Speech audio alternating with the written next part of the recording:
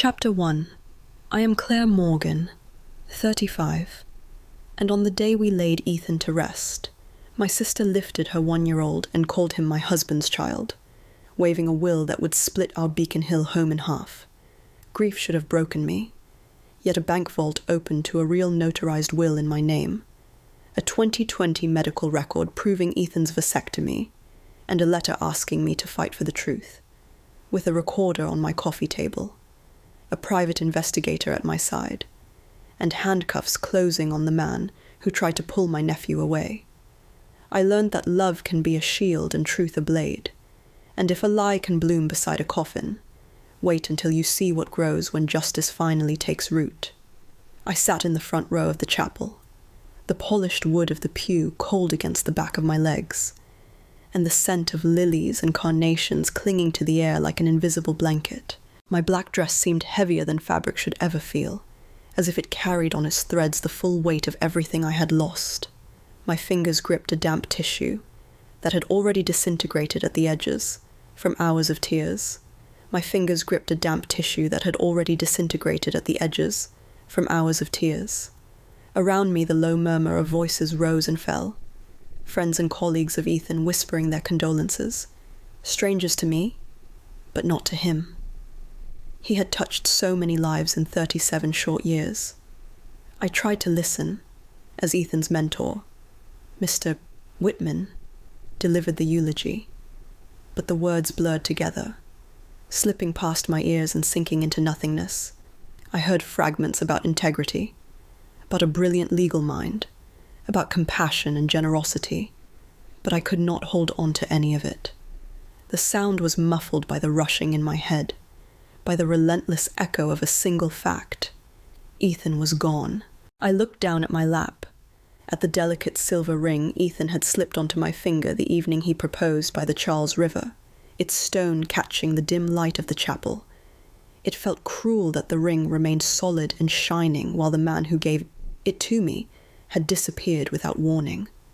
The pews behind me were filled with people who had known Ethan as a colleague, a friend, a mentor. His partners from the firm filled an entire row, their dark suits like a wall of grief. Neighbors from Beacon Hill sat together in quiet clusters, and even some clients had come, their voices blended into the same hushed tone, and yet I felt their eyes on me, measuring me as the young widow left behind. My parents sat just one row behind me. My father, Robert, usually reserved, looked even more silent than usual, his hands clasped tightly on his knees. My mother. Margaret dabbed at her eyes with a handkerchief embroidered with her initials, but her eyes kept darting toward my younger sister Vanessa, as if waiting for her to make a scene. That anxious energy in my mother had always existed when it came to Vanessa, a kind of readiness to defend her even before she did anything wrong. For most of the service I tried to stay inside the small bubble of my own pain, to keep my head bowed and breathe through the ache. Then I heard the sound of heels striking against wood. At first I thought it was someone leaving early, but the steps came forward, not back. I lifted my head and saw Vanessa standing, her slim figure framed in the aisle. She was holding Mason, her 1-year-old son, balanced on her hip. His little legs kicked against her dress pants, his bow tie slightly crooked, his baby blazer buttoned tight. He had Ethan's blue eyes, people had always said, but I had brushed it off as coincidence. Now the way Vanessa held him, as though presenting him, made my skin crawl. The chapel hushed. All eyes turned toward her. Her voice shook at first, and for a second I thought she was about to offer a memory, maybe words of comfort, maybe even to stand by me, as my sister. Instead, she raised her chin, steadied her voice, and declared that Mason was not just her son. Mason, she said, was Ethan's child. A sound escaped the congregation, a mix of gasps and muffled whispers. Someone dropped a program onto the floor and the thud echoed through the quiet space. My mother pressed her hand to her chest, her lips parting in disbelief. My father lowered his gaze, his shoulders stiff. I sat frozen, my body rooted to the bench, while my mind screamed in protest. This could not be happening here. Not now. Not with Ethan's coffin resting just feet away. My grief twisted into shock, then into a raw, shaking anger. Vanessa continued, gaining strength from the silence. She reached into her oversized purse and pulled out a folded document, smoothing it with her manicured nails. She held it high enough for those nearest to see. It was, she claimed, Ethan's updated will. According to her, Ethan had known Mason was his son and had wanted to make sure the boy was provided for. He had supposedly left half of our home on Beacon Hill, valued at $950,000, to Mason.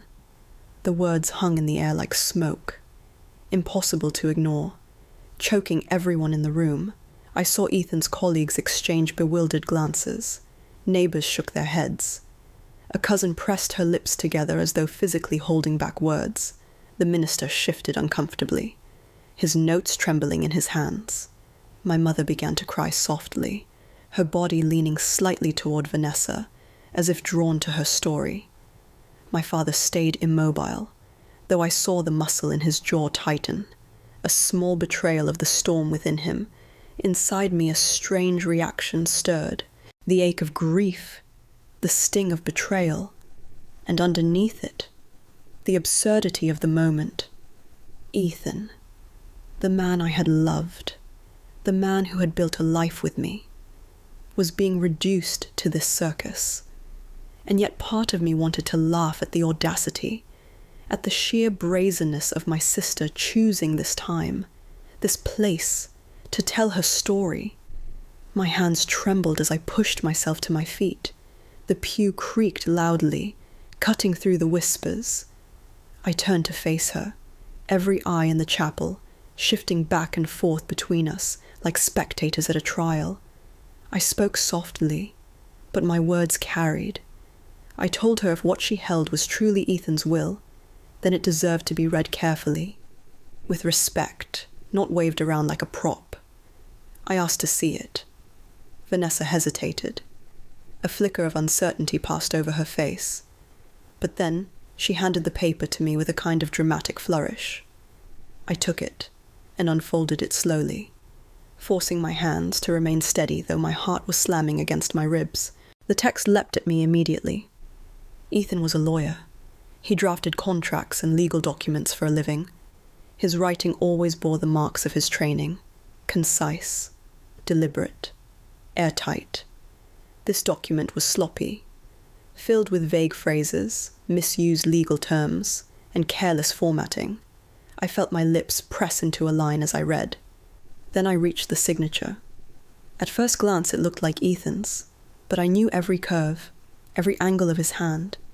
I had watched him sign birthday cards, client contracts, checks for the mortgage. His real signature flowed smoothly. The letters connected with confidence. This one wavered in places it should not have. The final flourish was too long, too exaggerated. It looked like someone had copied it without fully understanding how his hand moved. I folded the document neatly and handed it back to her. My face remained calm, my voice even, though inside me a storm of disbelief and fury gathered. "Thank you for sharing this," I said.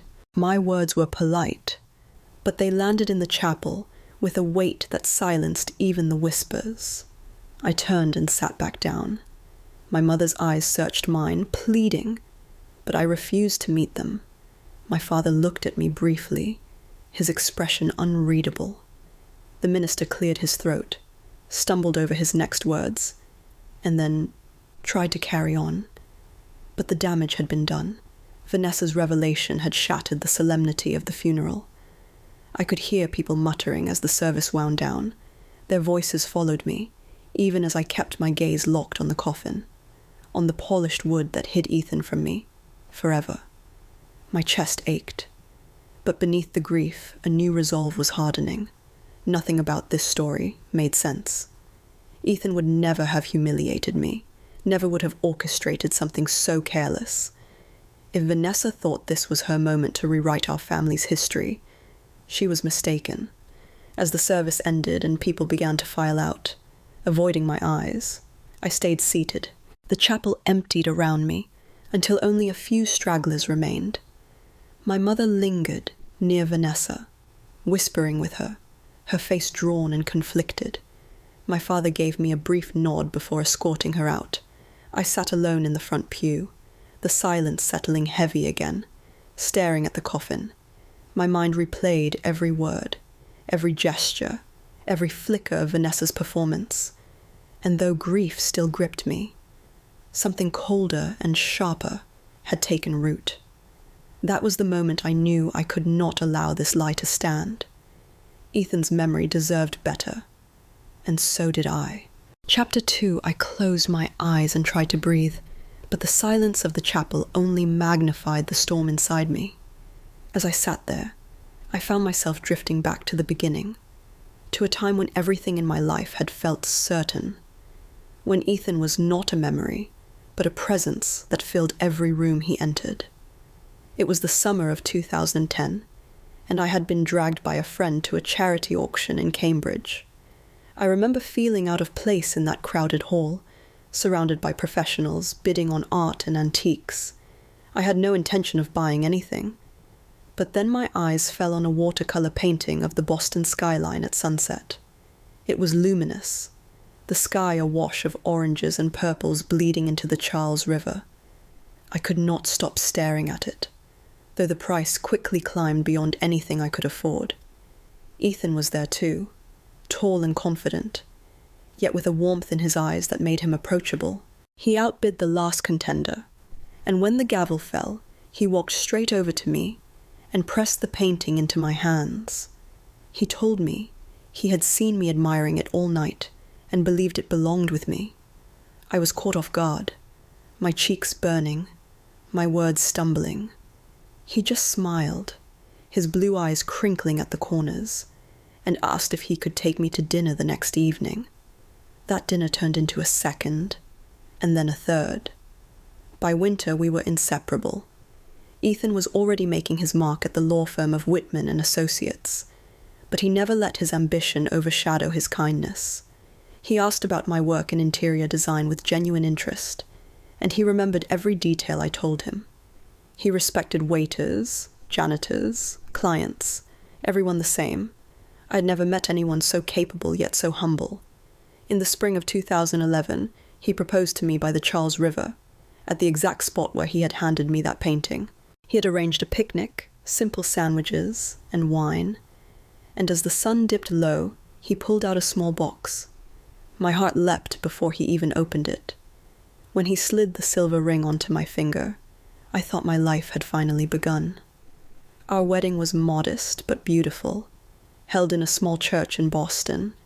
My parents smiled in the photographs, but even then, I noticed how my mother kept glancing at Vanessa, fussing over her while I was the bride. Ethan squeezed my hand each time I looked uneasy, grounding me in the moment. We moved into a small apartment first, saving every dollar until 2015 when we bought the Victorian townhouse in Beacon Hill. The house cost $650,000, more than we had ever imagined spending. But Ethan had just been made partner at the firm, and I was finally establishing my own design clients. The place needed work, peeling paint, outdated fixtures, but to me it was perfect. We spent weekends painting walls, refinishing floors, and planting flowers in the tiny garden out back. Every brushstroke felt like we were writing our names into the wood and brick, claiming it as our forever home. We dreamed of filling it with children. For years I tracked calendars, took tests, visited doctors. When natural attempts failed, we turned to IVF. 4 rounds. Each time the hope rose like a balloon, and each time it burst, leaving us gasping in the emptiness. I still remember the sterile smell of the clinic, the quiet car rides home, the way we clutched each other's hands in silence because words only deepened the wound. After the final failed round, I thought the weight of disappointment might crush me. I sat on our porch swing, staring into the garden we had nurtured, feeling like a failure. Ethan came outside and placed a blanket over my shoulders. He sat beside me, his arms strong around me, and said we could still have a beautiful life. He told me that me and him together was enough. His voice was steady, but his eyes glistened. In that moment, I knew the depth of his love. He was not a man who measured life by what it lacked. He saw value in what we had, in the quiet dinners, in our travels, in our shared laughter. He promised that, children or not, he would walk beside me until we were grey and wrinkled. That promise carried me through. We poured ourselves into our careers. He with his cases, me with my design projects. He encouraged me to start my own business, to trust that my vision and creativity could sustain a firm. He reviewed contracts late into the night, and I stayed beside him, sketching layouts. Sometimes we sat in silence, working separately but still together, the comfort of his presence enough to make even the hardest nights feel safe. Ethan was meticulous, always thinking ahead. He filed documents carefully, kept our finances organized, and planned for every possibility. At the time, I sometimes teased him about it, called him overly cautious, but now I understood that it was who he was. He wanted to protect me, even from things neither of us could foresee. There were smaller memories too, the ones that replayed in my mind like fragile film reels. The way he insisted on making pancakes every Sunday, even if he had been up all night preparing for trial. The way he tucked notes into my work bag, short scribbles like "proud of you" or "dinner on me tonight." The way he kissed me on the forehead when I was too tired to cook and ordered takeout without a word of complaint. And there were the harder moments, when I saw the faint shadow cross his face after visiting friends who had children, the longing quickly masked, but not entirely hidden. He bore his own grief quietly, never letting it turn into resentment, never letting me carry it alone. He would wrap his arms around me at night and remind me that family was not just about children. It was about us. I thought of the day we signed the final papers on the house. The realtor handed us the keys, and Ethan whispered that this was where we would grow old. We stood in the empty living room, the hardwood floor echoing under our feet, and I remember feeling like I had everything I ever wanted. Now sitting in the echo of the chapel, the coffin only feet away, I clung to those memories as though they were air. They reminded me who Ethan truly was. They reminded me of the life we had built brick by brick, memory by memory. The thought of Vanessa's accusation burned hotter the more I remembered. Ethan had been loyal, fiercely so. Even when Vanessa had made subtle comments years ago, things I had brushed aside as harmless, he had told me immediately, unwilling to keep secrets. He was not a man who would betray me, not in heart, not in action. The grief pressed against my chest again, sharp and unrelenting. I closed my eyes and let the memory of his voice fill me. I saw us on that porch swing after the last IVF cycle, the sun setting, the garden bathed in gold. I heard him say that we could still have a beautiful life, that his love was enough. That memory was both knife and balm, pain and comfort all at once. Tears pricked my eyes, but this time they were not just for the loss. They were for the injustice of what had been said, for the attempt to tarnish his memory with a lie. The congregation might have left the chapel, whispering doubts, but I knew the truth. Ethan's life with me had been honest, steadfast, and built on love. I straightened my back on the bench, drawing strength from the memories. Vanessa's words had shaken everyone, but they would not undo the life Ethan and I had lived together. His legacy was not in her claims, but in the years of devotion, the countless moments of kindness, the foundation of trust we had shared. The image of the watercolor painting came back to me, the Boston skyline glowing in the colors of dusk. Ethan had given it to me the night we met, a gesture that revealed his character before I even knew his name. It still hung in our home above the mantel, the colors faded slightly over time, but still vibrant. That painting was proof of where we had begun and of the man Ethan had always been. I wiped my eyes with a fresh tissue and rose from the pew. The chapel was nearly empty now, only a few people lingering in the back. My mother was speaking in hushed tones to Vanessa near the exit, their heads bent close. My father waited by the door, his eyes flicking to me briefly before turning away. I walked slowly toward the coffin, my heels clicking softly against the floor. I placed my hand on the smooth wood, closed my eyes, and whispered a promise only he could hear. I told him I would protect his memory.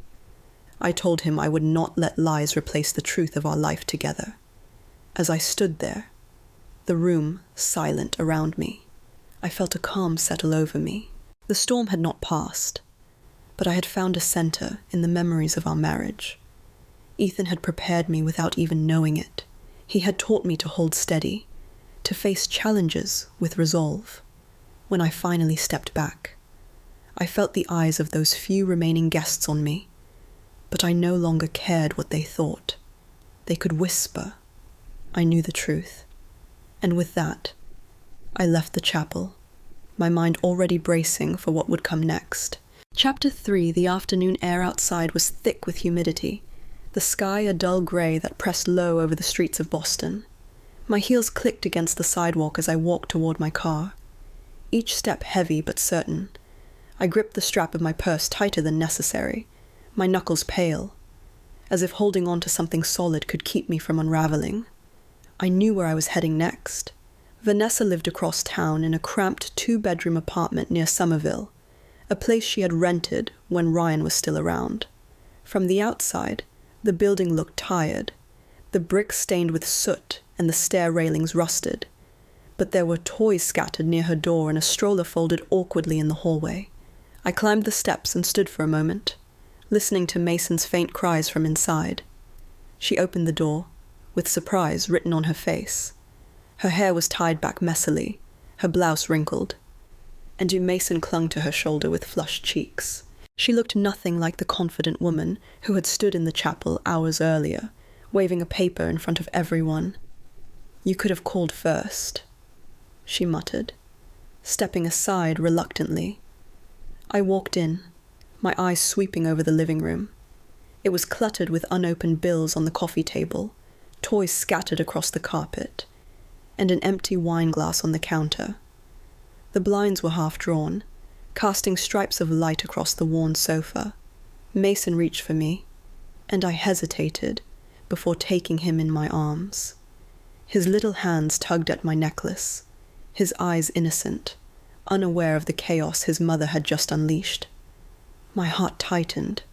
None of this was his fault. Vanessa slumped onto the sofa, rubbing her forehead. She looked exhausted, her bravado gone. "Why did you do it?" I asked quietly. At Ethan's funeral of all places, she crossed her arms. "People needed to know the truth," she said. But her eyes darted away from mine. I studied her, the sister I had known my whole life. From the time we were children, she had always wanted what I had. If I won a prize at school, she would sulk until our mother bought her something. If I brought home friends, she would find to us to insert herself until the spotlight shifted. Our mother, eager to keep peace, often caved to her tantrums. My father would sigh, retreating to his books or his workshop, unwilling to intervene. Growing up with Vanessa had meant learning to step aside, to compromise, to swallow my frustration. I thought I had left that dynamic behind when I built my own life with Ethan.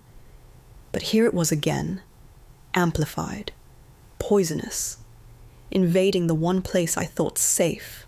I glanced at the stack of mail on her table. Final notices, past due warnings, a credit card statement left half open with bold red letters demanding payment. "How much do you owe?" I asked, my voice sharper than I intended. She shot me a glare. "That is none of your business. It is when you stand up at my husband's funeral and claim he fathered your child," I replied. Her jaw clenched. She shifted Mason back into her lap, bouncing him lightly to calm him. Finally she said, "More than 80,000. Medical bills, credit cards, loans. It never ends." The number landed like a weight between us. 80,000.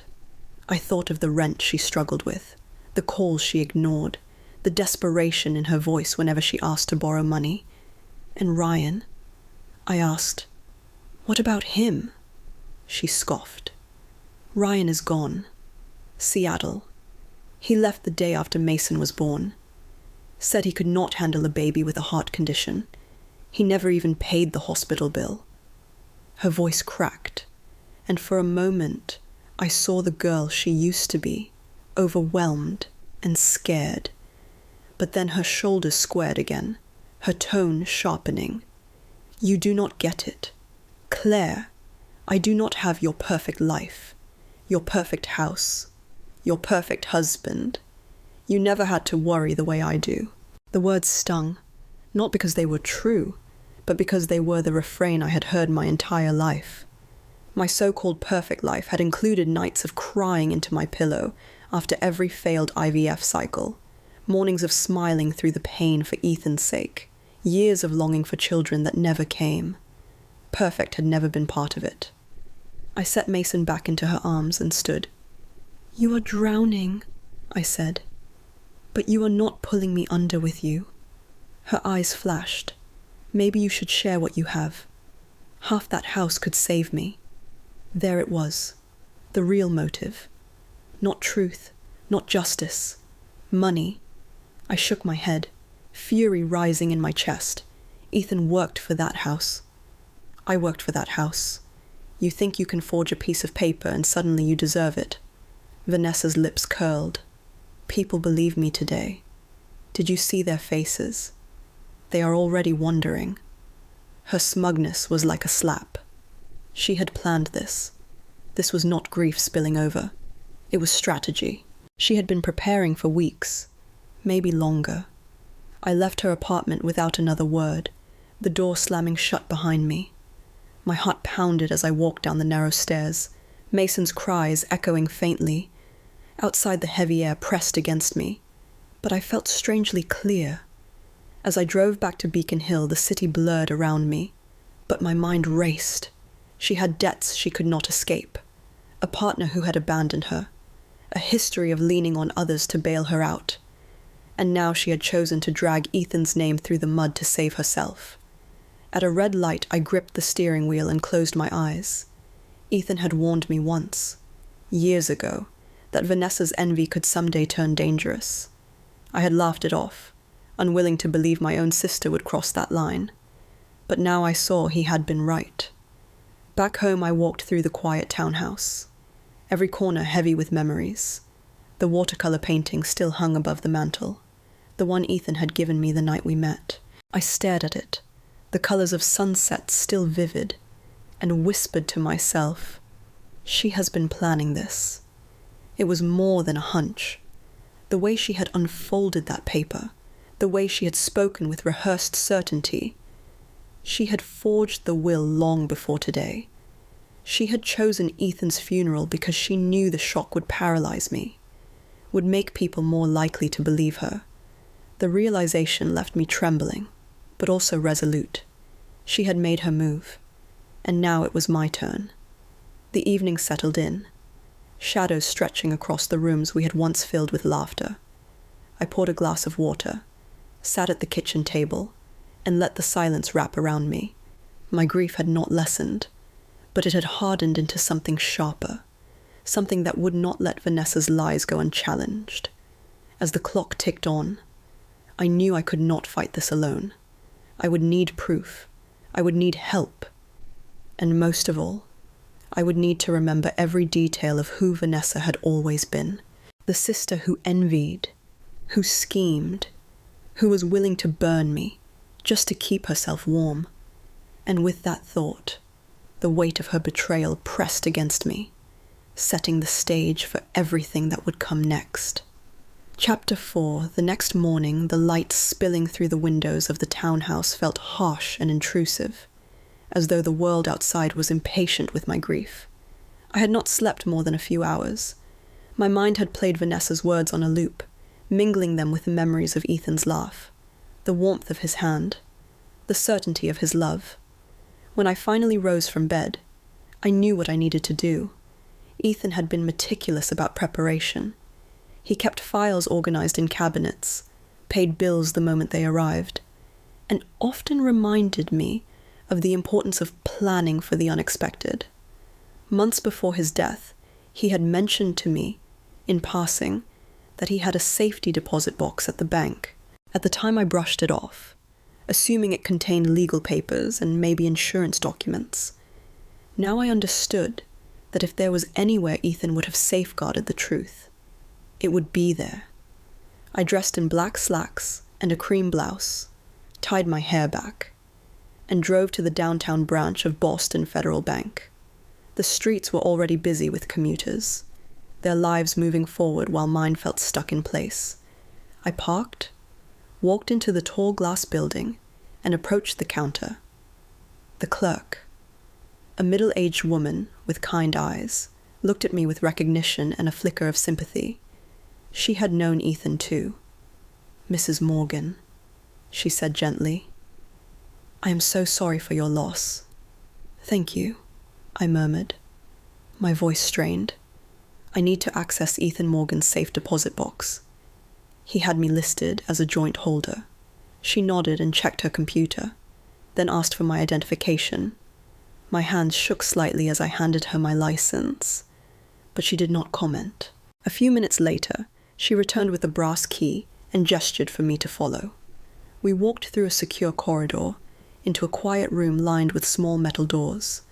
She led me to one, unlocked it, and pulled out a narrow box. She placed it on the table in the viewing room and gave me privacy. The room was silent, except for the faint hum of the air conditioning. My fingers hesitated over the lid, afraid of what I might find, yet desperate for answers. I lifted it slowly and looked inside. The first item was a thick envelope labeled "Last Will and Testament." My breath caught as I slid it out. The paper was crisp, the seal embossed with the notary's stamp. I scanned the text, my eyes racing over the clauses. Ethan had left everything to me. The house, the accounts, his belongings, every asset in his name. There was no mention of Mason, no provision for anyone else. The document bore the signatures of witnesses, the official mark of the notary public, and Ethan's handwriting flowed across the page in the familiar, confident script I had known for years. The relief that washed over me was mixed with grief. Ethan had trusted me to carry on his wishes, and now I held the proof that my sister's document was a fabrication. Beneath the will lay a manila folder. I opened it and found medical records. The language was clinical, but the meaning was clear. In 2020, Ethan had undergone surgery for a varicocele. The procedure included a vasectomy. The report confirmed the surgery had been successful, with follow-up tests verifying sterility. My hand went to my mouth. I remembered the nights we had talked about his health, his discomfort, and the difficult choice he made to prioritize his well-being after years of fertility treatments had failed. We had grieved quietly, then decided to move forward together. We had never told our families, unwilling to invite their pity or judgment. Only his doctors and I had known, and now here was the undeniable truth. Ethan could not have fathered Mason. My chest tightened as anger surged. Vanessa must have thought no one would ever challenge her claim. She could not have known about the surgery. She had gambled on my silence, on my grief, believing I would be too broken to fight back. I dug deeper into the box and found a black leather journal. I recognized it instantly as Ethan's. He often jotted notes to clear his mind, but this was different. The entries were precise, dated, and unsettling. He had documented every inappropriate moment with Vanessa, her suggestive comments at family dinners, her hand brushing his arm, the late-night text messages that to anyone else might have seemed harmless, but to him felt like lines being crossed. He had written about how uncomfortable he felt, how he tried to set boundaries, and how he told me when it happened. Reading his words again, I felt both vindicated and sickened. The pattern was clear. Vanessa had been circling for years, waiting for an opening, testing his loyalty. At the back of the journal, he had taped printed screenshots of messages she had sent. Some were playful, but too personal. Others crossed into flirtation, and one late-night message asked him if he ever wished he had chosen differently. Ethan had replied with silence, and in the journal he wrote that he had blocked her number soon after. I swallowed hard, fighting the sting of tears. Ethan had carried this burden quietly, documenting everything, not because he wanted to expose her, but because he wanted to protect me if she ever went too far. The last item in the box was a sealed envelope with my name written on the front, in his neat, slanted handwriting. My hands shook as I broke the seal and unfolded the letter inside. My dearest Claire, it began. If you are reading this, then something has happened to me, and you needed to come here. I hope it is years from now, when we are both old and grey. But if it is sooner, please know I tried to prepare for every possibility. You are the love of my life, and I could not bear the thought of you facing pain without me. If Vanessa has tried to hurt you, as I feared she might, I have left these documents to shield you. Use them to protect yourself. Trust your instincts. You are stronger than you believe, and you deserve peace. With all my love. Ethan. The words blurred as tears filled my eyes. I pressed the paper to my chest, trembling, as though the letter could bring him back to me. His voice echoed in my mind, steady and reassuring, even from beyond the grave. I sat in that small viewing room for a long time, surrounded by the evidence of Ethan's foresight, the notarized will, the medical records, the journal, and his final letter. Each piece was a shield, a weapon against the lies my sister had unleashed. Finally, I gathered everything, placed it back into the box except for copies I requested from the clerk, and left the bank. The air outside was cool and damp, the sky threatening rain. I clutched my purse against me, the documents inside, and felt a new determination settle in my bones. The fight was no longer about grief or reputation alone. It was about protecting Ethan's memory, about preserving the truth we had lived together. Vanessa had played her hand, but Ethan had prepared mine long before. As I walked back to my car, I knew the next step would be to confront her lies not with anger alone, but with undeniable proof. And with Ethan's words still echoing in my heart, I felt ready to begin. Chapter 5. The morning after I left the bank, I woke with a sense of urgency pressing against my chest. The documents I had uncovered in Ethan's safety deposit box had given me strength, but I knew they were only the beginning. Vanessa had already sown doubt in the minds of dozens of people at the funeral. Rumors would spread, twisting Ethan's memory, poisoning the foundation of everything he had built. I could not allow whispers to decide the truth. I needed the certainty of law on my side. By mid-morning, I had dressed and driven into Back Bay, the city humming with its usual weekday rhythm. Cars filled the streets, horns sounded in frustration, and people hurried along the sidewalks with coffee cups and briefcases. I moved slower than all of them, my body heavy with grief, but I forced myself forward. My destination was the townhouse office of Whitman and Associates, where Ethan had first begun his career. The name of James Whitman had been part of our marriage for years, Ethan often describing him as a mentor and trusted friend. If there was anyone who could help me now, it was him. Inside the office, the reception area smelled faintly of lemon polish and old books. The young woman behind the counter looked up, her expression softening instantly when she recognized me. "Mrs. Morgan," she said, "I am so sorry. Mr. Whitman is waiting for you." She led me through a corridor lined with framed diplomas and photographs of James with former colleagues. At the end of the hall, she opened the door to a large office where tall windows overlooked the street. James stood as I entered. His silver hair glistened in the daylight, and his glasses rested on the bridge of his nose. He moved around the desk quickly and took my hands in his grip warm and steady. "Claire," he said quietly, "my heart breaks for you. Ethan was like a son to me." I swallowed hard, nodding, my voice caught in my throat. He gestured for me to sit, and I lowered myself into the leather chair opposite his desk.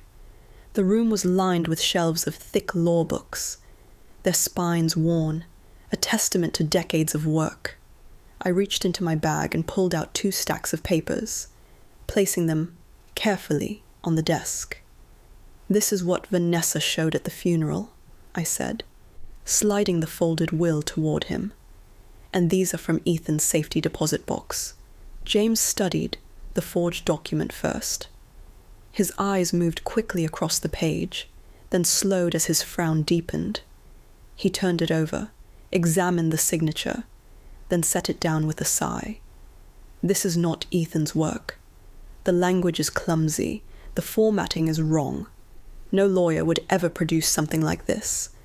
The signature is a poor imitation. It might fool a casual observer, but never an expert." I felt a rush of grim satisfaction. I knew it. I whispered. Then James lifted the notarized will from the bank. He adjusted his glasses, read slowly, and nodded. "This is genuine, properly executed, witnessed, notarized. Ethan left everything to you. Claire, everything." Relief and sorrow mingled in my chest. Vanessa's paper had no power, but the fact that she had dared to brandish it in front of 100 people made my skin crawl. "So the forged one means nothing legally," I said. "Legally? No," James answered firmly. "But the fact that she created it at all is very serious. Forging a will is a felony in Massachusetts. If prosecuted, she could face up to 5 years in prison." The word struck me like a blow. 5 years in prison. Until that moment, I had thought of Vanessa's actions as another selfish betrayal, ugly and cruel but confined to our family. Hearing James call it a felony reframed everything. She had crossed into crime. "What do I do now?" I asked, my voice trembling. James leaned back in his chair, folding his hands on his stomach. "That depends on your goal. You have the truth in your possession. If you press charges, the law will support you. But a criminal trial is public and messy.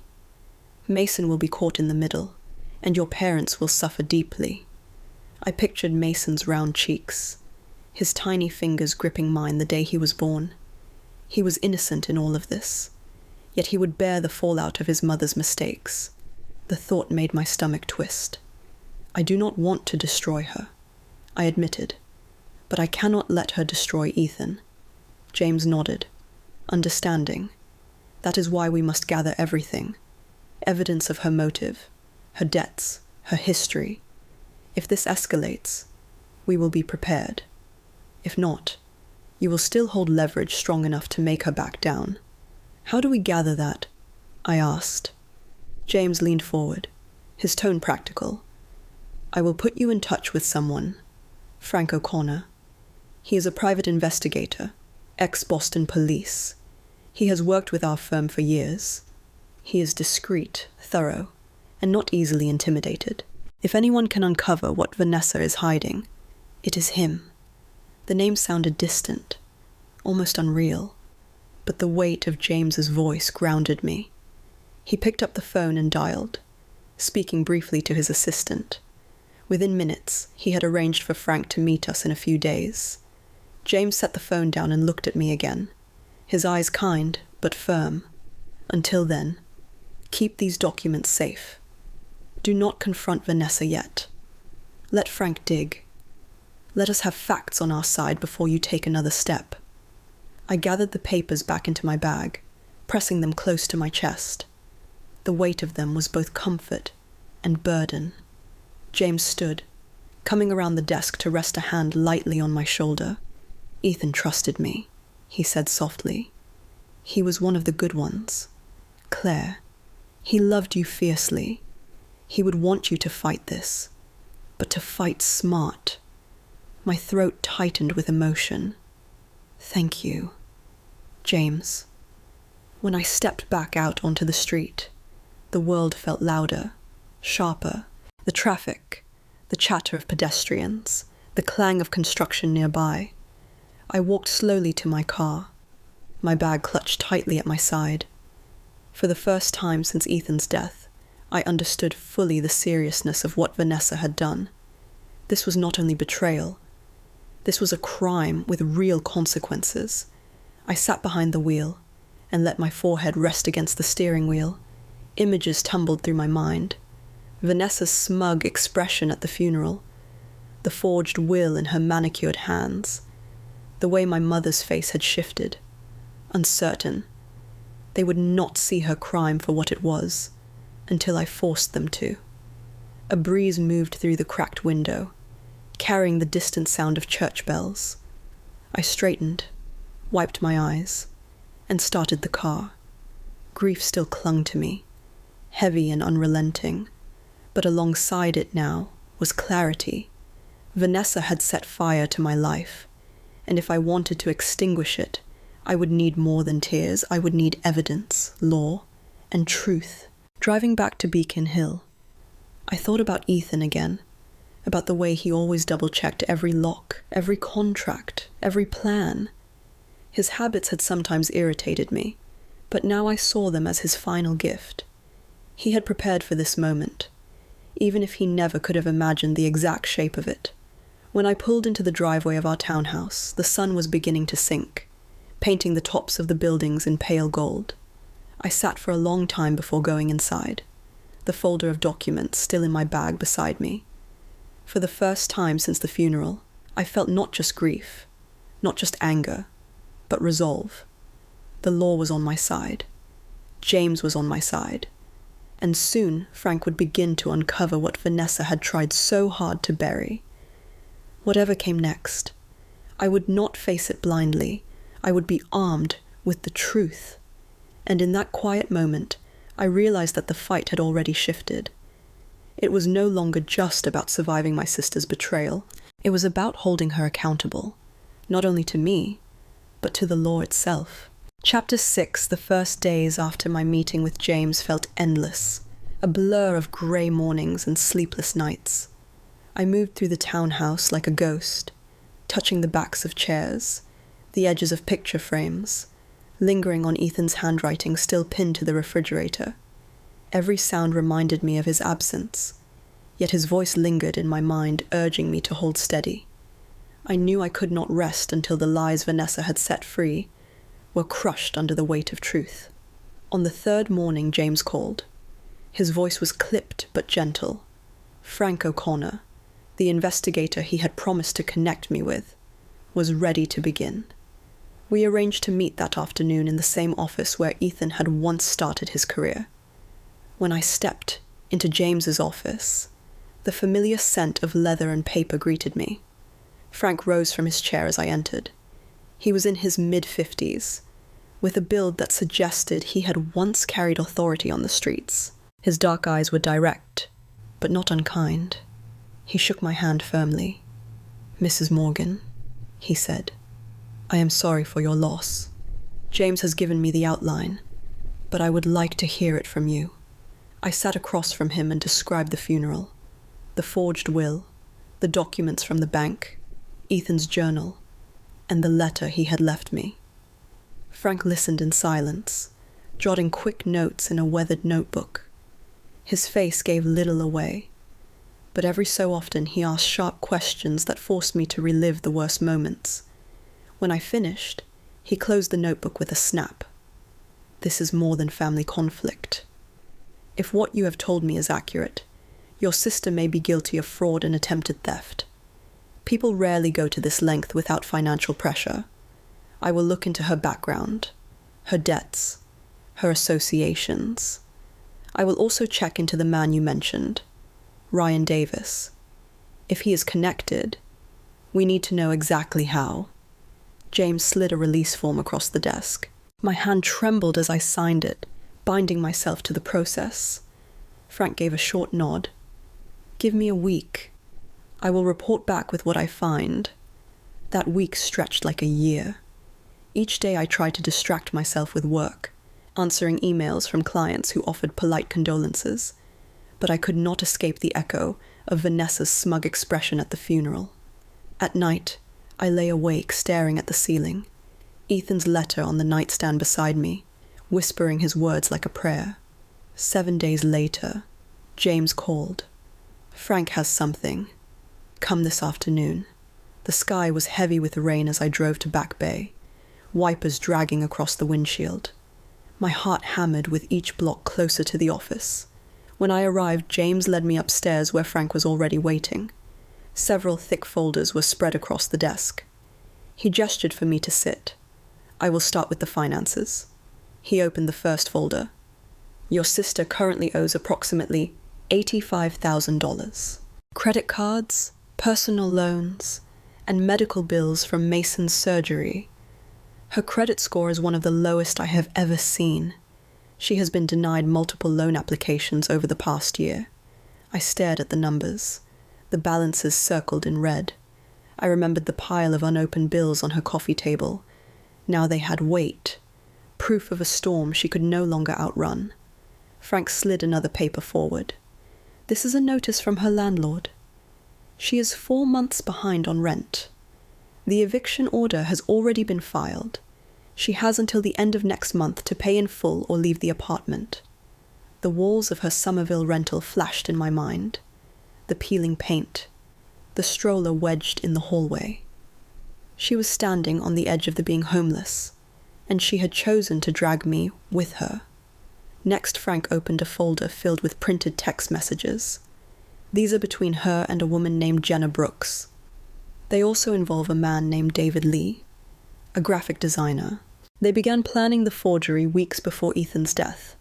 I took the pages, my stomach tightening as I read. Jenna wrote about finding a sample of Ethan's signature from a charity auction online. David agreed to manipulate it digitally. Vanessa responded with chilling calculation. She said Ethan's death was tragic, but maybe it was her chance to finally get what she deserved. She wrote that the house was worth nearly $1 million now, and if she played it right, she would have a nest egg for Mason and herself. My hands shook as I turned the pages. Each message felt like another dagger, carving away the remnants of trust I once held. She called me the golden child. She said it was time she took her share. I pressed the papers down onto the desk, my voice low. She was planning this before the funeral. Frank nodded. She waited for the moment when you would be weakest. He flipped open the last folder. I also looked into Ryan Davis. He moved to Seattle soon after Mason's birth. He has a history of domestic violence charges in Maine. He currently has a warrant in New Hampshire for unpaid child support related to another child. He has provided almost no financial support for Mason. His record suggests he is unstable and potentially dangerous.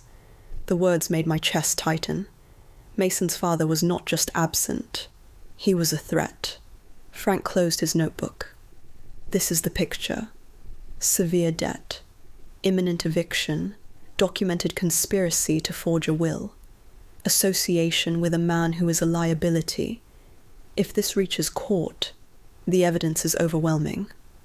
I sat in silence, staring at the stack of folders, the weight of them pressed against my heart, heavy with betrayal. I had always known Vanessa was reckless, but reading her words in black and white, seeing the numbers, the planning, the coldness, made it undeniable. James spoke softly. "Claire, with this, you can protect yourself. If she continues, you have enough to pursue criminal charges." I looked down at the pages again. Anger surged hot through my veins, but beneath it was an ache I could not shake.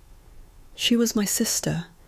I remembered her as a child crawling into my bed during storms, clutching my arm when she was afraid. Somewhere between that girl and this woman, she had turned into someone capable of trying to ruin me.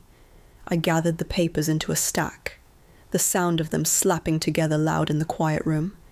My hands trembled as I slipped them into my bag. "Thank you," I said quietly, my voice unsteady. "Thank you for showing me the truth." James stood and opened the office door for me. Frank gave a short nod. "I will continue monitoring," he said. "But this gives you leverage." The rain had stopped by the time I stepped back outside. The street glistened, reflecting the glow of the street lamps. I stood on the sidewalk, clutching the strap of my bag, the weight of the evidence pulling at my shoulder. My grief for Ethan still ached, but as I looked down at the folder inside my purse, I felt something sharper. It was fury, but also a strange sorrow, colliding within me. I pitied the desperation that had driven her here, yet I burned at the thought of her dragging Ethan's name through the mud to save herself.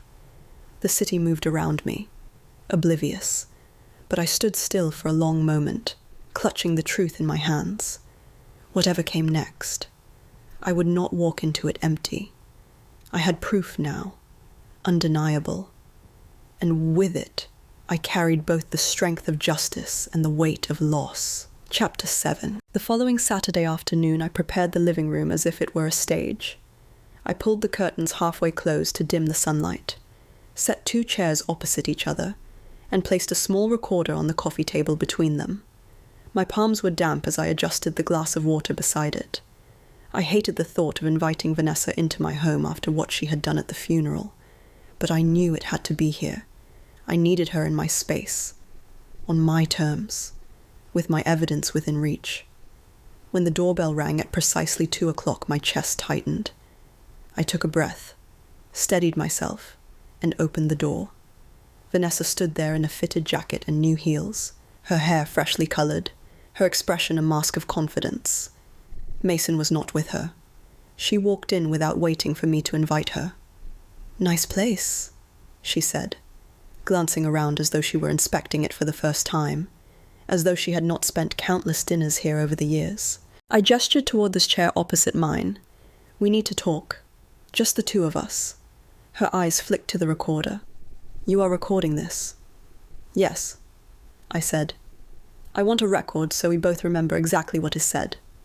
She shrugged, sat down, and crossed her legs. "Fine. Let's talk." I pressed the button on the recorder.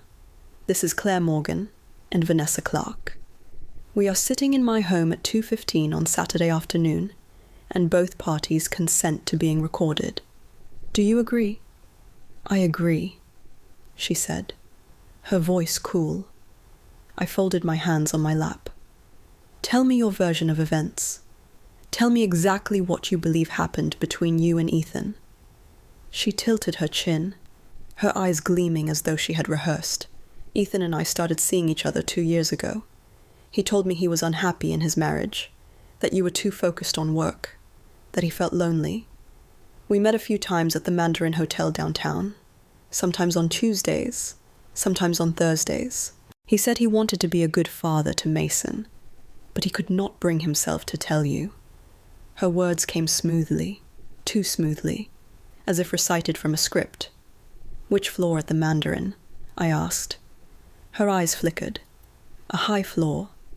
I do not remember the number." "What room?" She shifted in her chair. "You expect me to remember the exact room number? What did he order from room service?" I pressed. "Ethan always ordered the same thing when he stayed in hotels." She hesitated, fumbling. "Pasta. Maybe steak." I leaned forward. "Did he shower before or after? Did he sleep on the left side of the bed or the right?" Her lips parted, but no words came. She stared at me, frustration flashing in her eyes. "Does it matter?" "It matters because you are lying," I said, my voice low but steady. "You have never been with Ethan." Her face reddened. "That is not true." I reached down and pulled a folder from the side table. I opened it slowly, deliberately, and slid a sheet of paper across the coffee table toward her. "These are Ethan's medical records from 2020. He had surgery, and during that procedure a vasectomy was performed. It was confirmed successful by follow-up tests. He could not father a child after that. Mason was born in 2021. Vanessa picked up the paper, her hands trembling. Her eyes darted across the page, reading the clinical language, the dates, the doctor's signature. Her breath caught, and her shoulders sagged. "These could be fake," she whispered weakly. "They are not." I said firmly, "His doctor will testify if necessary." The silence stretched between us, heavy and suffocating. Finally, Vanessa let out a sound that was not quite a laugh and not quite a sob. She dropped the paper back onto the table and covered her face with her hands. "I never slept with him," she blurted.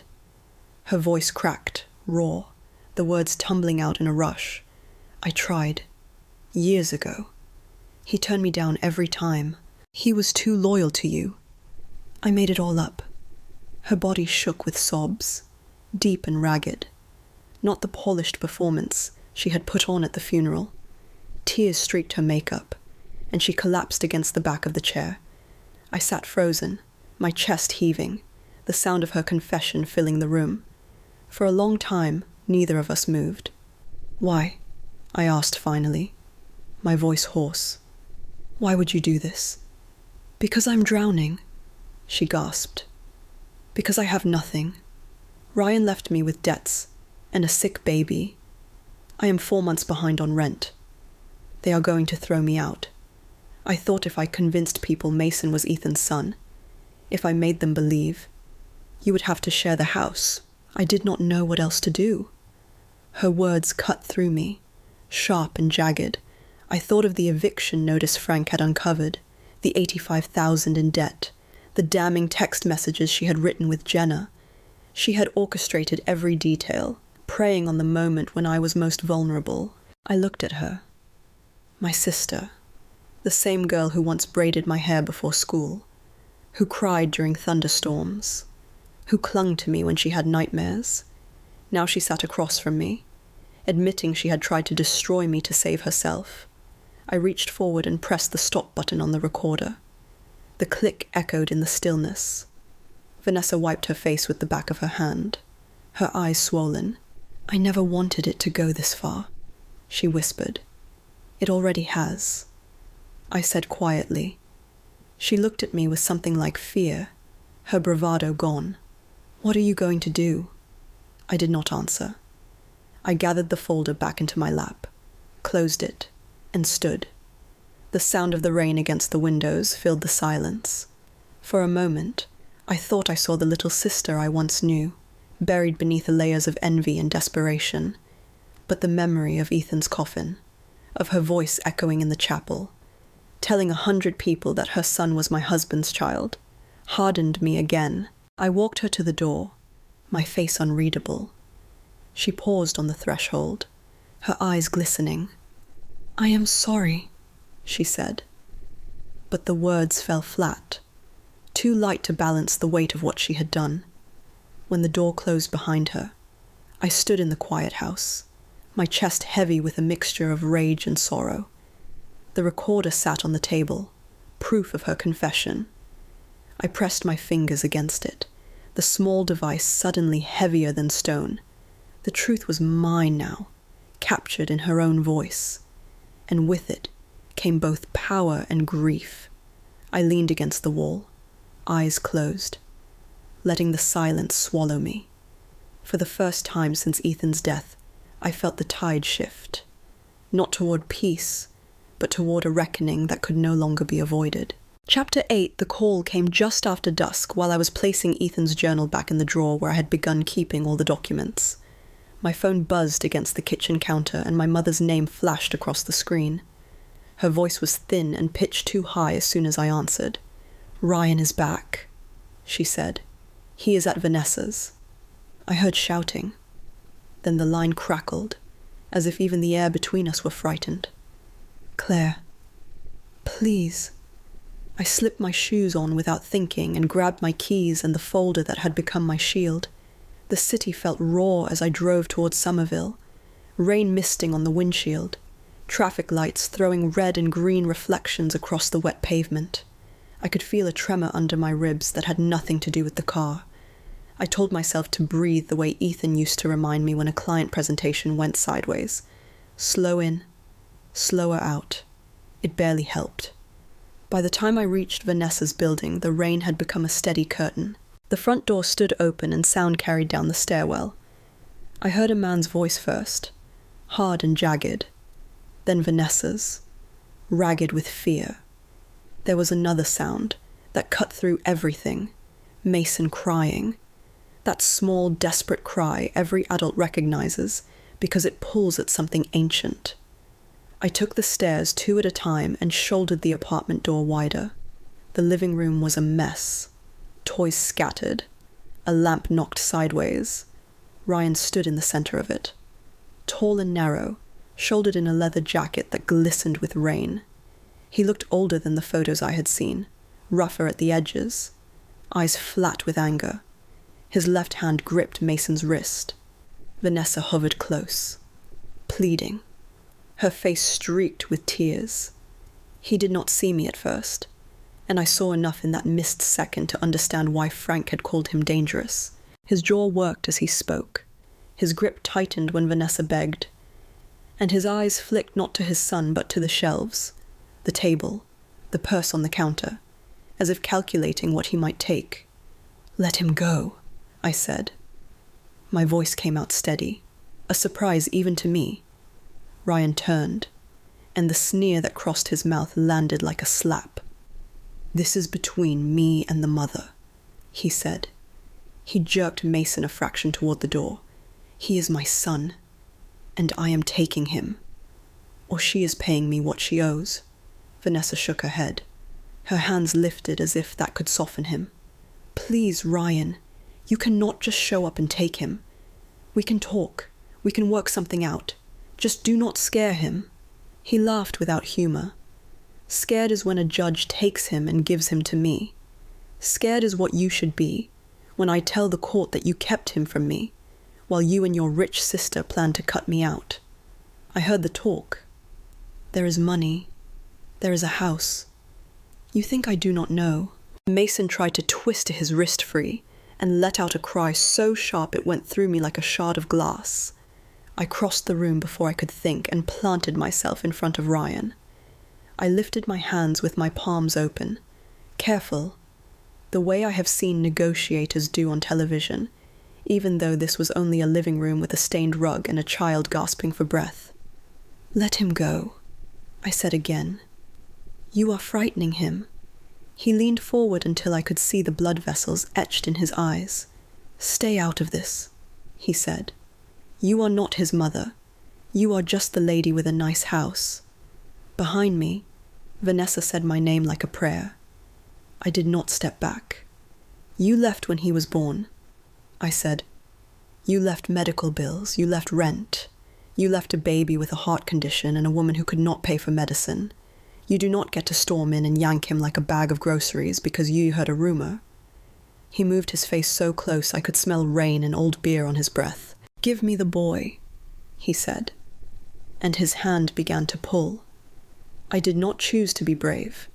I simply reached for Mason and pulled him to me, with a speed I did not know I had.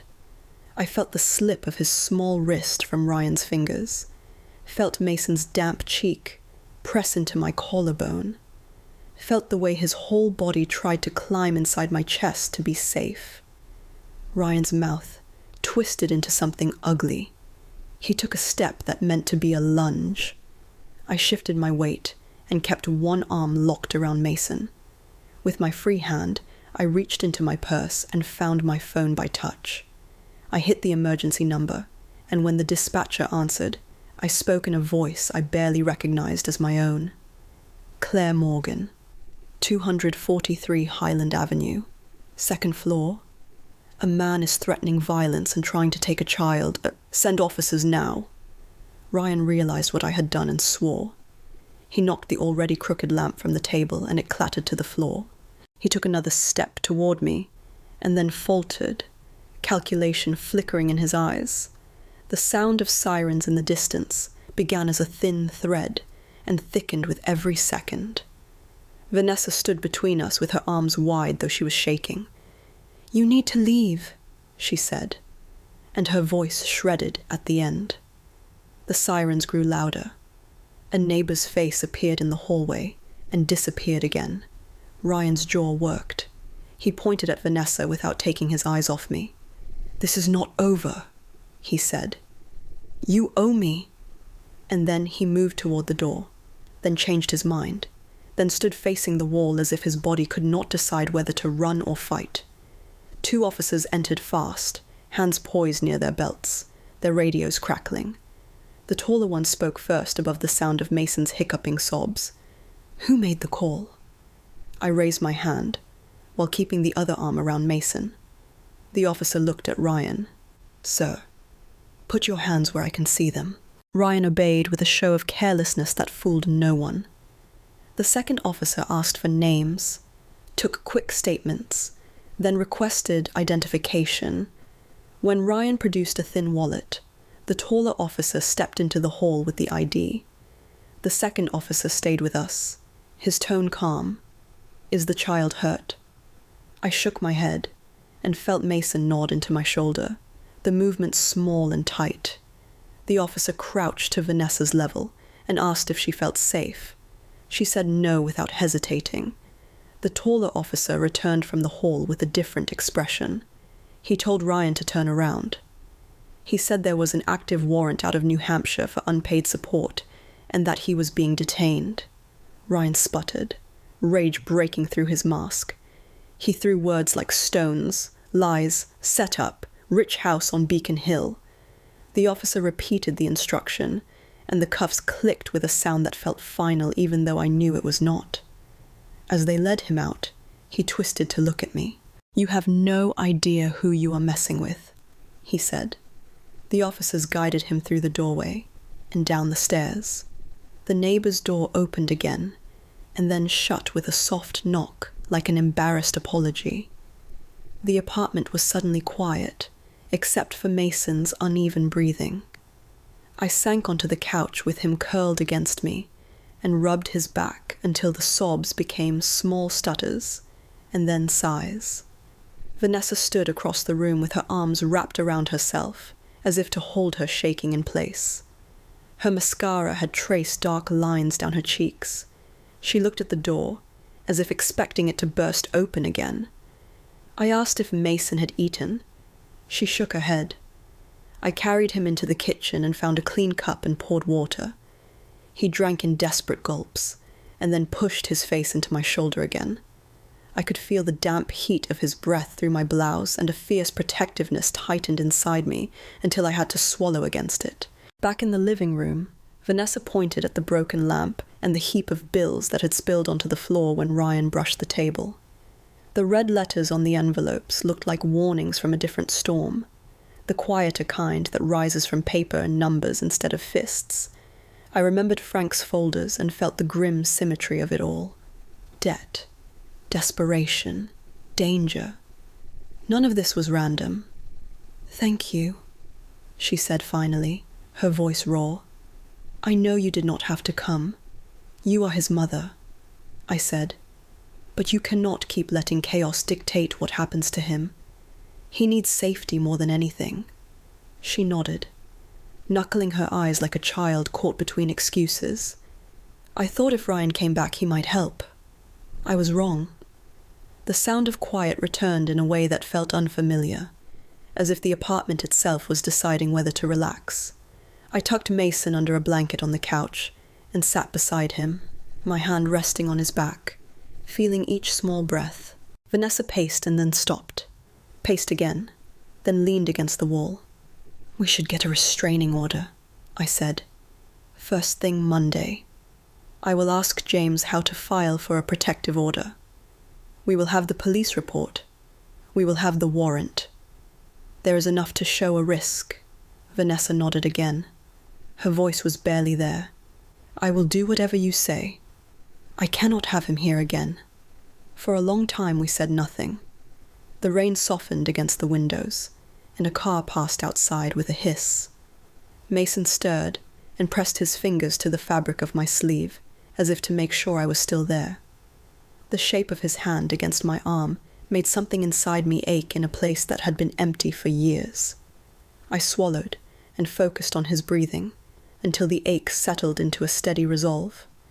When I finally stood, my legs felt heavy. I told Vanessa I would call her in the morning. I told her to keep the door locked and not to open it for anyone she did not know. I wrote the non-emergency police number on a sticky note and stuck it to the refrigerator. She watched me do it, with the hollow focus of someone whose world had narrowed to a few vital steps. At the door, she touched my arm. "I am sorry," she said. "I know sorry is not enough." I nodded once. Mason's breathing from the couch was the only sound. The hallway smelled like wet carpet and old paint when I stepped out. I moved down the stairs slowly, one hand on the railing as if I were descending through different layers of what my life had become. Outside, the rain had nearly stopped. The streetlight pooled gold on the sidewalk, and the asphalt shone like a river. I stood for a moment with my face lifted to the damp air, and let the quiet soak through me. Tonight had not been about rumors or forged papers. It had been about a hand on a child's wrist, and a threat pressed into a small room.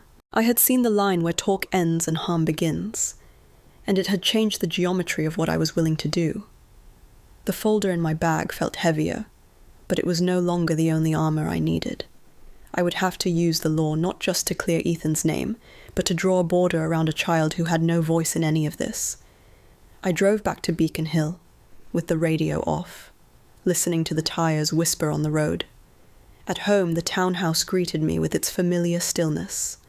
I hung my coat, placed my keys in the dish Ethan had made in a pottery class years ago, and set the folder on the kitchen table. I poured water and drank it standing up, feeling the cool slide down my throat and ease the tightness there. On the table, I made a list in my head. Call James first thing. Ask about the restraining order. Ask Frank to document the police report and the warrant. Scan the copies of the medical records again, and file them with the will and the journal. Email my clients to reschedule meetings so I could handle what was coming. None of it would bring Ethan back. None of it would erase what had already been said in that chapel. But it would build a scaffold around the truth, and around a small boy who had reached for me with absolute trust. I carried the folder to the drawer where I kept everything now, and slid it inside. I paused with my hand resting on the wood. The house was quiet enough that I could hear the small hum of the refrigerator and the faint rush of traffic on the next street over. I let the quiet hold me for a full minute, and then went upstairs. In the bedroom, I sat on the edge of the bed and looked at the space where Ethan used to keep a book on the nightstand. The ring of water he always left under his glass still faintly marked the wood. I laid my palm over it and closed my eyes. The image of Ryan's hand on Mason's wrist rose again, and with it a protective anger that felt clean, like fire used to cauterize a wound. When I finally lay down, sleep did not come right away. My mind moved through the evening in slow circles until it reached a single still point.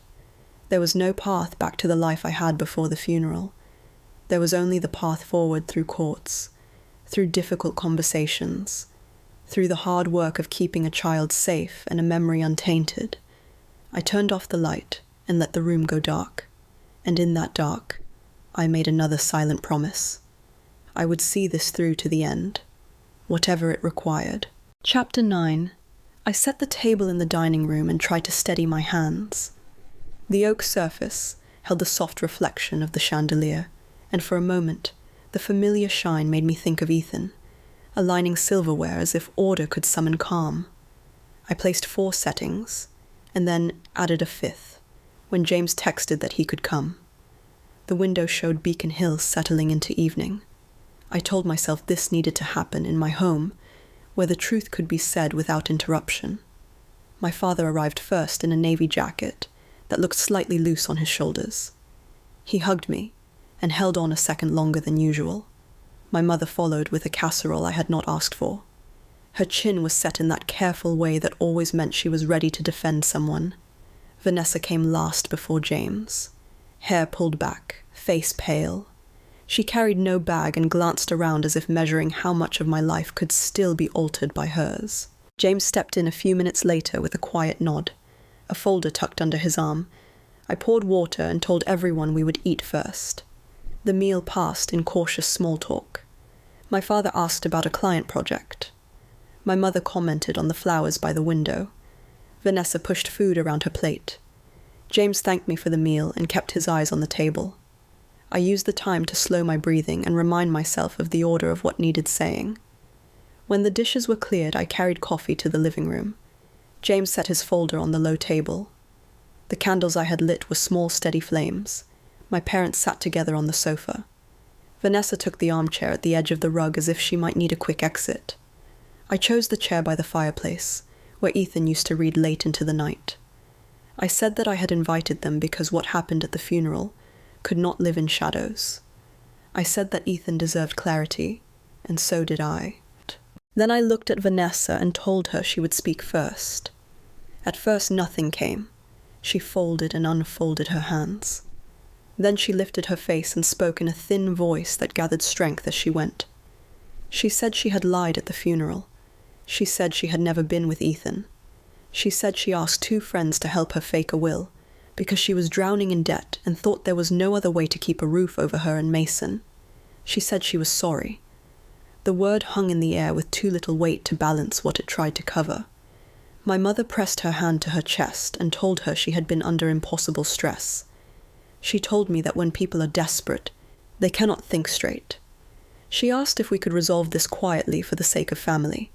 My father sat very still and watched Vanessa with an exhausted sadness. James opened his folder, but did not remove anything yet. He said the facts were already clear. He said that forging a will in Massachusetts is a felony with a very real possibility of prison.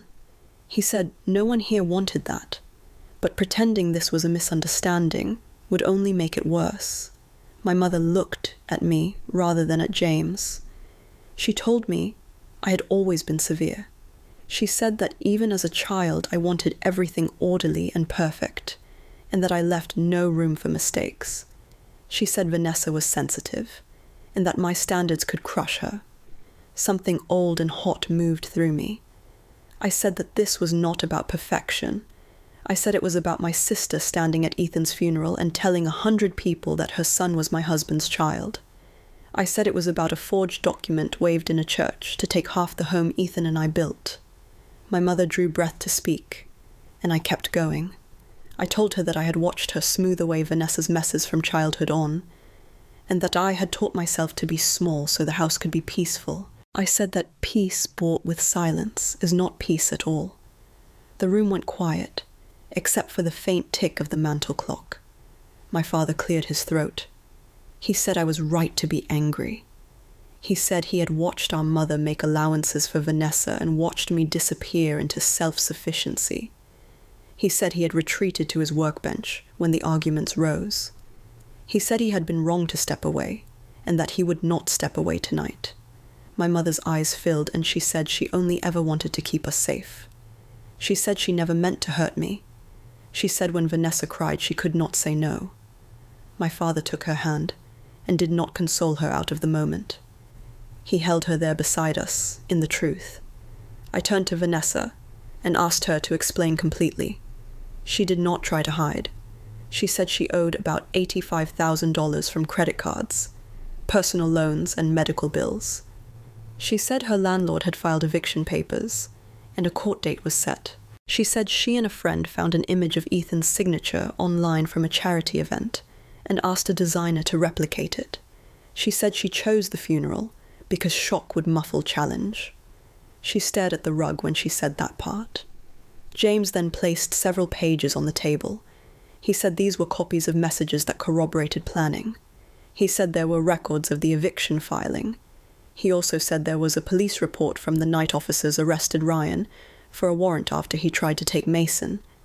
My mother gasped and asked why she had not been told. Vanessa said she was ashamed and thought she could manage on her own. Her voice cracked on the last word. I told Vanessa that managing had nearly gotten her child hurt. I said the next time an unstable man with a history of violence reached for him, it might not end with sirens and handcuffs. I said this was the final moment, before we chose to build a wall around Mason or let chaos repeat until it cracked him. The silence felt like the house itself was listening. Then I said that I would not press criminal charges for the forgery if strict conditions were met. I saw hope pass across Vanessa's face, and I saw my mother stiffen with the familiar rush to soften terms. I raised a hand and held the room steady. I said this was not mercy without boundaries. I said from tonight forward, our family would be governed by rules and outcomes, not by excuses. James explained that we could set up a trust for Mason, funded by me, and controlled by an independent trustee. He said the trust would pay only for medical care, therapy, and education. He said funds would not go to Vanessa, and could not be used for her personal debt. He said when Mason was grown, the remaining balance would be available only for college or trade school, and that distributions would go directly to institutions. My mother said, "That sounded like punishment." My father answered, "That protection is not punishment when a child needs it." He looked at me. I nodded. I laid out the conditions in full. Vanessa would begin therapy with a licensed professional and provide written confirmation of attendance for 1 year. She would meet with a financial counselor approved by James to build a realistic repayment plan. She would secure steady employment, and if childcare was the barrier, I would help her apply for a city subsidy. She would have no contact with Ryan beyond what any court order required, and we would seek a protective order Monday morning. She would sign a written acknowledgement that she fabricated the affair and forged the will, and she would read it aloud tonight, so there could be no new version born from silence. Vanessa asked if I meant to take Mason from her. I said I did not. I said unless she violated these conditions or put him at risk, I would support her remaining his primary caregiver. I said that if she violated them, I would seek custody through the courts and would not hesitate. My mother opened her mouth and then closed it. She looked at my father. She looked at the photos on the mantel. She said she would support whatever kept Mason safe. For the first time in years, I believed her. James slid a single page across the table with a pen. Vanessa read it once, and her lips moved as she read it a second time. Her hand shook as she signed. I told her to read it aloud. She stood and read in a voice that trembled, but did not break. She said she lied about Ethan. She said she forged a will with help from 2 friends. She said debt and fear drove her and that none of it excused what she did. When she finished, she sank back into the chair and covered her face. My mother cried quietly. My father exhaled a long breath, like a weight had been set down where it could no longer be hidden. I said the trust would be established within the month. I said James would draft the documents, and I would fund an initial amount sufficient for Mason's neck surgery and a year of appointments and therapies. I said we would review funding annually. I said if every condition was met for a full year, we would revisit boundaries like adults, and not like enemies. The room loosened a fraction. My mother asked if she could hold my hand. I let her. She said she had not understood what my silence had cost me. She said she thought keeping the peace was love. I told her that love without truth is not love. James gathered his folder and said he would return in the morning with draft language and a checklist for the restraining order. He shook my father's hand. He told my mother they were doing the right thing. He told Vanessa he hoped she would accept help because chances run out. She nodded without looking up. After he left, we sat together in the new quiet. The house felt changed. The same walls and windows, but a different air. Vanessa asked if she could bring Mason by tomorrow afternoon. I said yes, and that I would be here. My mother said she would drive Vanessa to the first therapy session, and then corrected herself and said she would wait outside, so the work could be honest. My father said he would call a locksmith for Vanessa's apartment and meet me at the courthouse Monday. They stood to go. At the door, my mother hugged me with both arms and touched my cheek the way she used to when I was little. My father said he was proud of me in a voice so soft I almost missed it. Vanessa paused on the threshold and said thank you, and I heard relief and fear braided together. I told her to call if anything felt unsafe in the night. When the door closed, I returned to the living room and sat where Vanessa had been. The candles had burned low. The watercolor above the mantel glowed faintly in the dim. I listened to the clock tick and let a single long breath leave my body. The terms were set. The lies were named. The path was narrow but visible. I rose to carry the empty cups to the kitchen, the quiet of the house holding steady around me. Chapter 10. A year folds into a shape you would not recognize until you are on the other side of it. The townhouse feels different now, as if it learned how to breathe again. In the first weeks after that dinner, I moved through lists and forms and courtrooms with a steadiness that surprised me. James drafted the documents for the trust, and an independent trustee met me at a quiet conference room where the windows looked over the common. We signed papers while the city moved on beneath us. I funded the first installment, enough to cover Mason's scheduled procedure, his checkups, a year of therapy visits, and a cushion for the surprises that children and life tend to deliver. The protective order went through without drama. Ryan did not contest it. He did not even show up. The warrant in New Hampshire pulled him into a process that had nothing to do with us and everything to do with the choices he had dodged for too long. I received a letter months later that said he had entered a payment plan and that interstate travel would require notice to a court officer. It was bureaucratic language for a simple relief. He was far away. Vanessa began therapy with Dr. Lauren Kim. At first, she treated the sessions like a hoop to jump through. I could hear it in the way she reported them. A tight summary that sounded like a book report. Slowly, the summaries changed. She began to say that she had learned how to sit with fear without turning it into a fire. She began to notice when old patterns tried to pull her back. She began to keep a calendar on her refrigerator and wrote down each small victory in ink. She met with a financial counselor James recommended and created a repayment schedule that looked impossible at first glance, and manageable once you divided it into months and then into days. She found part-time work at a community clinic answering phones, and then was hired full-time when the director noticed that she was the first person to arrive and the last to leave. Mason grew. Trust money paid for care that insurance took too long to approve. The scar from his surgery faded until it was a pale line that only mothers and aunts and doctors notice. He learned to say my name in a rush of syllables that always made me bend toward him as if drawn by a cord. He learned to point at ducks on the Charles and laugh when they scattered. He learned the difference between the smell of rain and the smell of snow, and would tell me when the city was about to change clothes. My parents learned too, each in their own way. My father called more often. Sometimes he talked about weather and the Red Sox and the frustrations of retirement that no one prepares you for. Sometimes he said nothing important at all, and the nothing was the kindness. My mother tread a new path like someone walking on a frozen pond. She stopped excusing and started asking. She asked Vanessa if she had called her therapist this week, rather than saying that therapy would not help unless people wanted it. She asked me what I needed rather than telling me what would make me feel better. She slipped sometimes and apologized without prompting. That felt like a miracle wrapped in everyday clothing. There were setbacks. The clinic cut hours 1 month, and Vanessa panicked. She called me late, and I listened while the fear ran its course.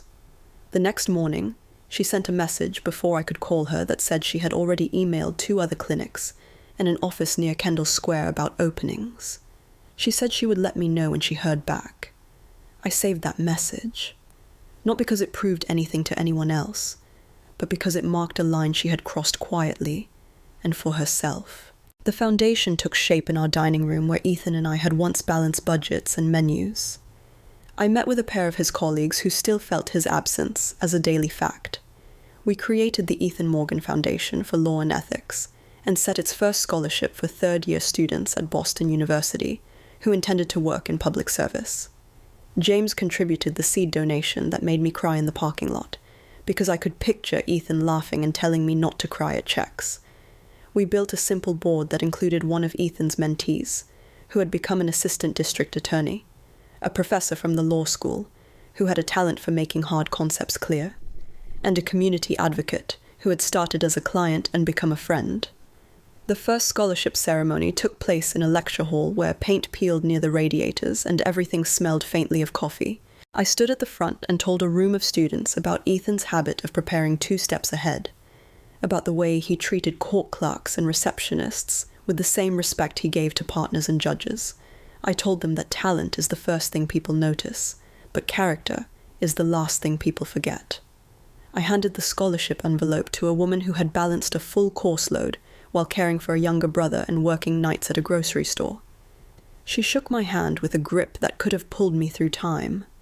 When I sat down, my hands would not stop shaking, and Michael Harris, the ethics professor, leaned over and said that Ethan would have loved that his name was attached to action rather than speeches. Michael entered my life in small conversations that did not ask for more than the moment at hand. He asked how the trust was structured because he was curious about the mechanics. He asked about the watercolor above my mantel because he noticed that it captured a very specific dusk. Only Boston seems to know. He invited me to a panel on the intersection of grief and decision-making, and we laughed afterward at how academic that sounded, even though the discussion had been more human than most dinners. We began to walk sometimes by the river. He would tell me about his students, and I would tell him about a client who could not decide between walnut and oak cabinets, because the cabinets were not really the decision that needed making. It moved like a tide that respected the shore. I kept going to the widows' group on Thursday nights. At first I sat at the edge, and let the other women carry the words.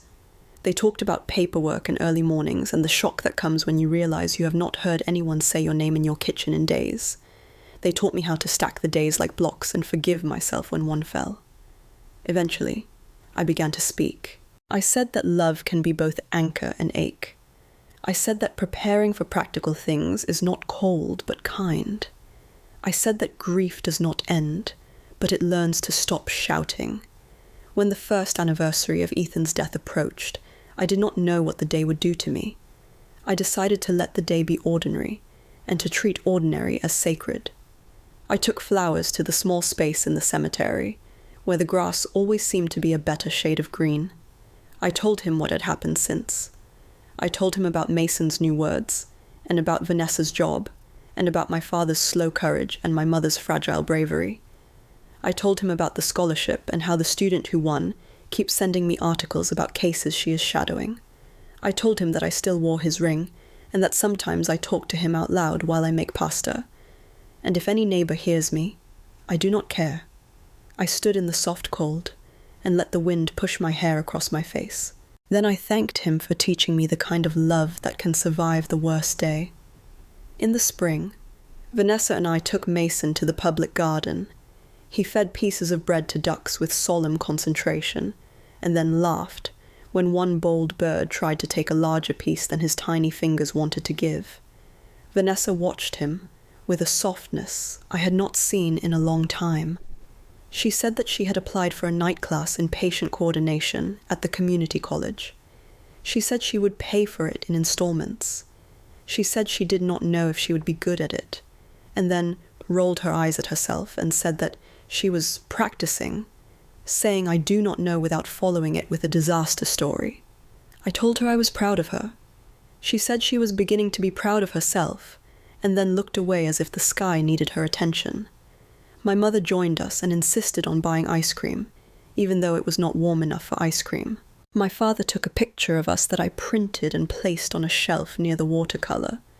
In the photo, my mother is laughing and Vanessa is half smiling as if caught between the shape she used to show and the one she is learning to live in. Mason is looking at the cone like it is a moon he has been allowed to touch. I am in the middle, with my hair pulled back and a calm in my face that I had not expected to see again.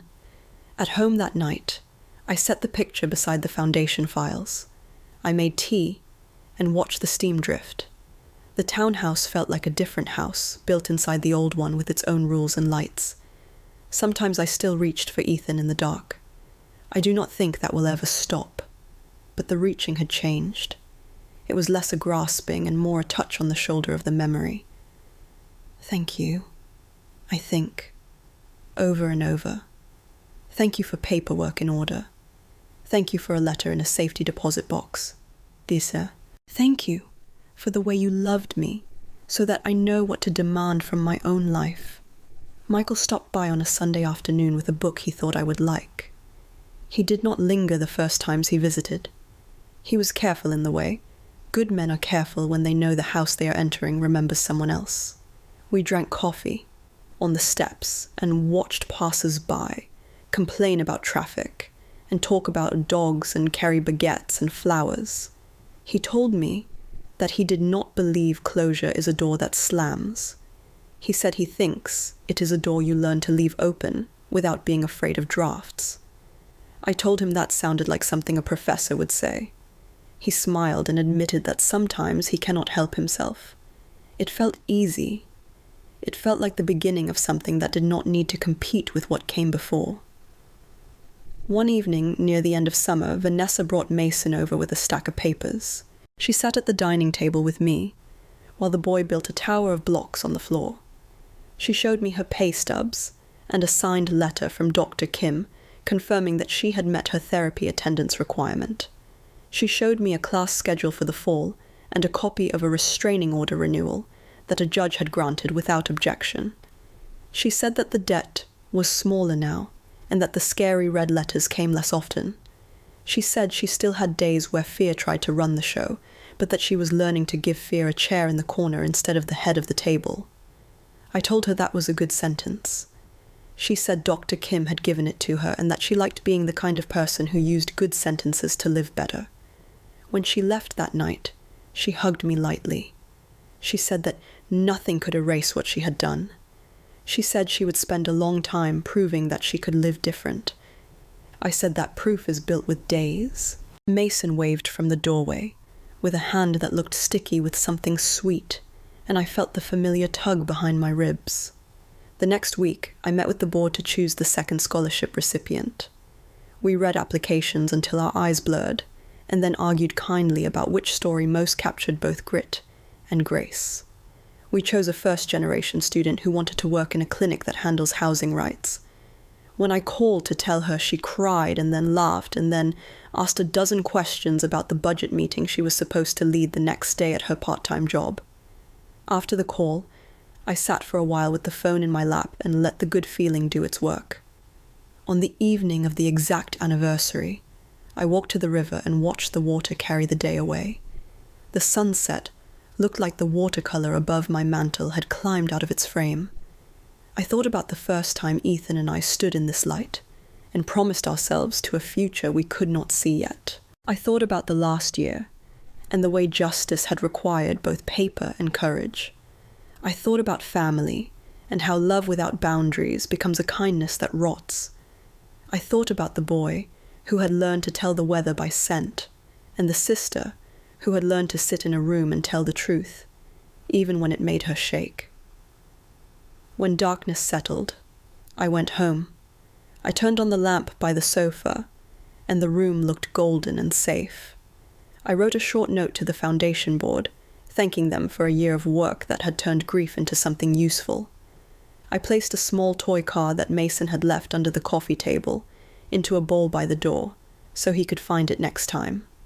I stood in the doorway of the bedroom and said Ethan's name into the quiet, because saying it out loud still matters. If you have listened this far, I want to ask for something simple.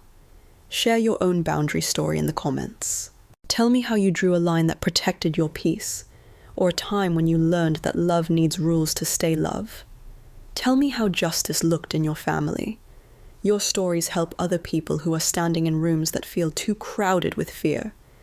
Your words might be the sentence someone needs to live better.